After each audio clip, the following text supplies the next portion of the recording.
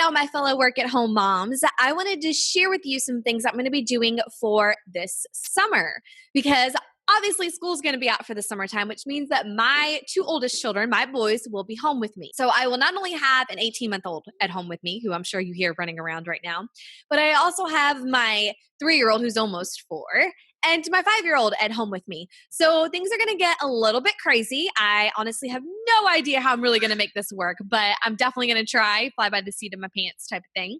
But I do have some tricks up my sleeve when it comes to actually getting things done while my kids are at home with me and truly just surviving summer. For me, my big job in life is to be a mom. That's my first and foremost job. It's the job that I take the most seriously. And so I want to make sure that I'm spending time with my children over the summertime. And so my first little trick to share with you is to not lose your routine. It is so tempting when summer comes around for us to just sort of forget about the routines, kind of be like, oh, like it's summer. We're just going to be like lazy and carefree and blah, blah, blah. And that's wonderful and that's great. And you should definitely have days like that in the summertime. But I caution you to not make that the norm, to keep up a routine, even if it's a more lax type of routine, even if it's not as strict as it is when your kids are in school, you still need to have a routine set in place for your children. You still need to make sure that they're getting up at a certain time every single day. We have an alarm clock for our kids. I'll share a link in the description of this video to that alarm clock. It's a really awesome alarm clock. It's wonderful. It helps teach them time as well. But, even if you want to set the alarm for, an hour later than what they normally get up, doesn't matter. Just make sure that you are keeping your family on some sort of routine at least 5 days out of the week. At least 5 out of the 7 days of the week, and keep your family on a routine. One, that's going to make it easier when school comes back around to get everybody back into sort of the more structured routine. But make sure you are keeping a routine for the summertime. So make sure your kids are getting up at a set time. Make sure you're getting up at a set time. Make sure that you're having your kids help out as much as possible. My little trick that I have in my household is that every room in my house has a container of disinfectant wipe. I'm pretty certain that's probably like the least eco-friendly thing on the face of the planet, but honestly, it makes the world of difference because my kids know that they can go get the disinfectant wipes and wipe up their mess. They don't even have to tell me when they've made a mess. They just know to go get the wipes, clean it up, throw away the wipes. It's amazing, y'all. It really is amazing. So by making it easy on my kids to clean up after themselves, it's less work on me. So definitely encourage you that, to look into the disinfectant wipes. They do kind of stink because they leave a little bit of a residue on some tables and stuff. So usually at the end of the night, I had to go back through with like some Pledge or something else to kind of clean it up and make them look nice and shiny and pretty again. But otherwise, I let my kids clean up their own messes and it's wonderful. It's awesome. I love it. My other trick is to make sure that you have a sort of standing play date on the calendar for every week. For us, for the summertime, Wednesday mornings at 9 a.m. is our park play date. Obviously, if it's raining, we can't do this. Or if we're out of town or something, we're not going to stick to this schedule. But we stick to the schedule where we have it set in place with, all of my friends, my kids' friends from school, their moms. I have it set with them that 9 a.m. on Wednesdays, we meet at a certain park. It's a standing play date. You don't have to text anybody to say you're not coming. You're either there or you're not there. It's not a big deal at all. By having this date on the calendar, it makes it really easy to, one, have some place to go for the morning for at least a couple of hours. It's a park date. And if, your kids are playing with kids that they already know, that they already love, and you're getting time to spend with, maybe your friends and getting to have that adult communication. So that's a blessing. And it's just a great way to kind of get everybody out of the house. And so then that way, by the time you come home, you can have your lunch and then you can have your quiet time and you can get some work done because your kids are kind of worn out, a little bit tired from their play date. So it's really, really awesome. The next trick is the quiet time. My boys, I will tell you, I think all boys are this way, but my boys are just wild. I mean, they are totally wild, especially my oldest. Whew, that boy, he's a spirited child. He's a very spirited little boy. Love that about him, but it can also be very, very difficult. He's very, very, very, very, very, very wild.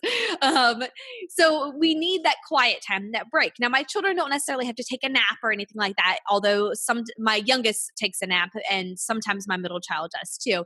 but I do require that they, are reading or they're playing very quietly. They have to do it for at least an hour. With their alarm clock, I actually set their alarm clock for that hour quiet time. So when it goes off, they hit the button, they know that they're done with quiet time, and then we move on to the next activity. This quiet time will be a sanity saver for you, and it will also allow you to have that time to get some work done during the summertime when everything is a little bit crazy anyways. The next trick is one that I discovered last year. It was a godsend last year. It is the Confident Moms Summer Survival Guide. Or Summer Survival Calendar. I'm sorry. It's a printable that obviously you just print off, and I stick into a binder. But what I love about it is that not only does she give you tips on surviving summer, but she gives you calendars, 4 months from May to August, calendars filled with activities to do with your kids. Okay, some of these activities are for ages 3 to 12. So obviously some activities aren't going to apply to certain ages. But you can also tailor some of these activities to fit to your age of children. Most of these activities are very budget friendly.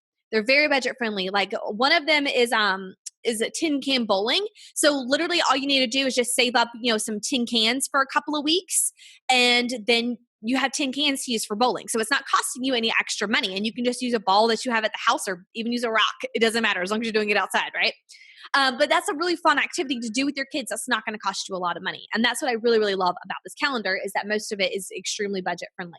I also love that she gives you the printed out supply list for the activities for that week. So you can print out that supply list, bring it with you to the grocery store to make sure that if you need any of those supplies, you are adding it onto your grocery or adding it into your grocery budget for that week, which is really, really awesome. Very helpful for me. But the other part about this that I love are the 10 strategies for the best summer ever. Absolutely love this.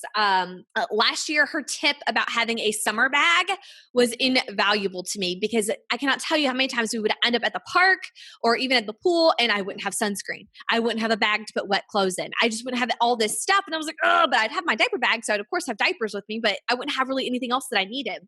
And so her tip about the summer bag, which essentially is kind of like having a diaper bag, but it's a bag that's just prepared for summer. So you have sunblock, you have a bag for wet clothes, you have towels, an extra change of clothes, things like that in the bag ready to go. I keep my bag in the car, so it's with us 24/7. So when we're at the park, we're at the pool, whatever, I have sunscreen and everything else that we could possibly need on hand right then and there. But I also love that she gives you more ideas for summertime. Some of these, of course, cost money and things like that, but she gives you more ideas that you can talk to your family about and actually brainstorm different activities that you can do as a family together this summertime. So you can make sure that everybody's kind of getting to do at least one thing that they really, really want to do for the summer. And I'll include a link in the description of this video to that summer calendar. I absolutely love it. I cannot encourage you enough to go and get it. It really is a lifesaver when you have kids. It really is. But the other trick that I will tell you to surviving summer and surviving just honestly life in general is to get a watch. Get yourself a watch. I know this seems a little crazy, but for me, I tend to get sucked into my phone. And I think this happens to most of us, whether or not you're a work-at-home mom or not. I think we just get sucked into our phones. And so what happened is, like, a lot of times when we go outside and we play with the kids, I still needed to know what time it was. Like, I needed to know, like, hey, do I need to go in the house and go start cooking dinner? And so I would bring my phone with me. So I would know what time it was. But then I would just somehow get on my phone and I would be on social media. I'd be on all these different things, which I had no intention of ever doing from the moment I walked outside. I had no intention of getting on my phone and doing anything other than looking at the time. And so I bought myself a watch, and now I can leave my phone in the house and we can go for a walk around the neighborhood. We can go outside and play. And I don't have to bring my phone with me because, well, I know what time it is. I have the time on my wrist. It is super, super, super awesome, y'all. So that is one of my biggest tricks to staying off your phone and staying active with your family and involved in your family and not just paying attention to your phone the whole time. The other big trick that I have, this is especially for when it comes to working. 1, don't be afraid to adjust your work schedule. 2, don't be afraid to put things off of your plate, to either outsource them to somebody else or just decide that you will pick those back up after summertime. For me, for the summer, starting in June, I'm actually lowering the amount of posts that I put on my blog. I'm currently posting 2 times a week, and I'm going to be posting only 1 time a week during the summer to allow me to have more time in my schedule so I'm not frantic and stressed out and frazzled trying to get 2 blog posts written every single week and get them ready to go and promote them and all that comes with that. Give yourself permission to let things off of your plate, to take them off. Again, outsource them if you can, or just decide, right now I can't do that. Don't be afraid to do that. Keep your sanity. Keep your sanity, because your time with your children is very, very precious, and you already know that it's limited. You know it's limited. You know, we as moms know it's fleeting, right? We know that this time we don't get back. So make sure you're using it to the best of your ability, and you're saying yes to the things that are important and no to the things that are not. With your work, make sure that before you go to bed at night, that you make your to-do list for the next day, the things that are most important in getting done. So even though if you write down everything that you need to do, so even when you make your to-do list and you list everything out, put a star by the most important things, like the things that you absolutely need to get done that day, and work on those things first. Don't do anything else on the to-do list until you've done those starred items. The reason being is because I know for me, I can tend to be like, oh, well, this one's easier. So this will take me 5 minutes to do. So I'll just do this one real quick. And I'll keep doing that over and over again, these little quick 5-minute things. And before I know it, I haven't gotten any of the really important stuff done. It comes from that book, what is it, Eat That Frog, I think is what the book is called, about doing the tasks that you dread the most, or your biggest tasks, or the most important tasks first thing in the morning. So then that way the rest of the day is more productive. So make sure you're doing those important things and that you have a plan for the day the night before. All right, so those are all of my tips and tricks to surviving summer as a work-at-home mom, but I would love to hear what your tips and tricks are. So please leave me a comment and let me know what your number one tip is for surviving summer as a work-at-home mom.